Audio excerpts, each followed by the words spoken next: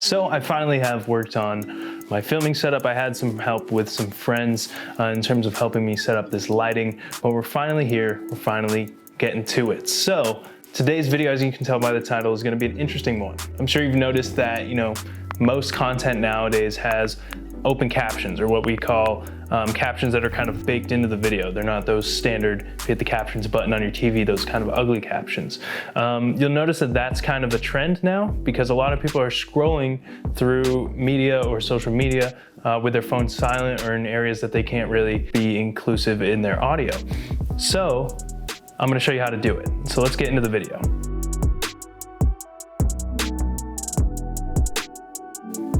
All right, so once again, my name is Matt, and I am going to be showing you how to make open captions in 3 different methods. There's a few different ways that you can do this. In terms of time and money, that's what's gonna kind of dictate which method is gonna go and work for you. So first, I'm gonna start off by introducing the 3 methods that you have for captioning your videos. The first of the methods is obviously manual. So you throw your captions into Premiere, you open up a video project, you're doing this all by hand within Premiere, setting up the framing, setting up your sequence settings, and adding captions, and then hand transcribing your videos.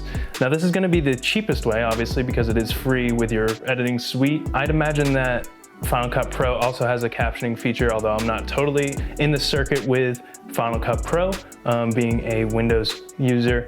But that is the cheapest way, and it is the least time efficient, because you have to sit there and actually watch all of your content, make sure they have your spelling right, and you're doing this all by hand. So if you've used the Premiere captioning feature, you'll know that there's a lot of bugs that arise as you're editing, which can make it pretty tedious to do, and it definitely takes a few hours out of my week personally.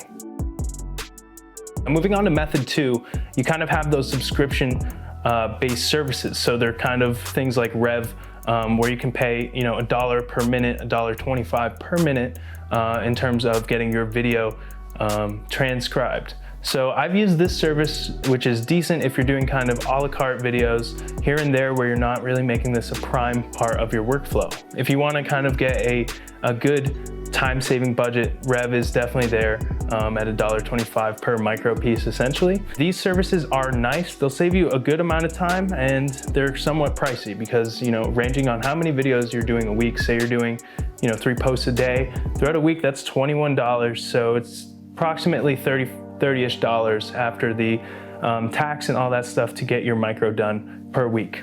And regarding time, this one is a little bit iffy. I've had situations where the transcriptions and the captions were not really accurate in some parts, and other times I've actually had them kind of put not so safe for work words in there, because apparently they're not really using a good software algorithm. But there are options, different price points there. It's definitely something to check out. All right, and the third method. So this is my newest method that I've kind of discovered this year, something that I want to share with you guys. So it's kind of a hybrid method, right? So this one is something for people who do this as a living, or make money off of their content.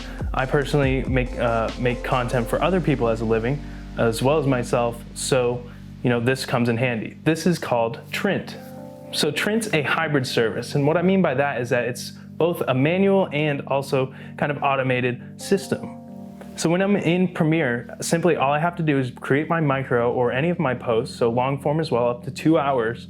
I drag it into this plugin window, and it spits out a transcription for me with SRT files that I can drag right back into Premiere with captions already done.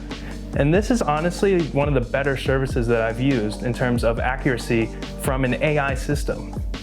And the best part is, if you're working with people from other languages, it actually supports 50 or so of those, as well as it allows you to build a vocabulary bank. So if there are people with slangs or accents that are often misinterpreted by AI, you can have it kind of learn that through machine learning. So this is a really unique software, and something that I definitely can see being used day to day by a lot of people.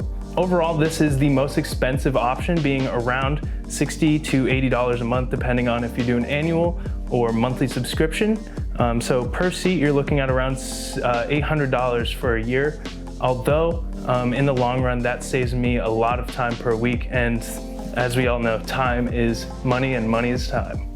But anyway, if you guys want a full tutorial as to how to do captions either with Trint or with Premiere, drop a comment down below and I can definitely get that working for you. I think the manual portion with Premiere will be the most interesting, so you can actually learn how to do that process, and it honestly helps you a lot once you're kind of bringing in SRT files from Trint or other sources such as Rev. So again, I hope you guys did enjoy this video. If you did, drop a subscribe as well as a like, and comment what your favorite part was if you use any of these services already, or if you're gonna start using these services, let me know how much time they're letting you save on your week-to-week basis. This has been Matt, and as always, peace.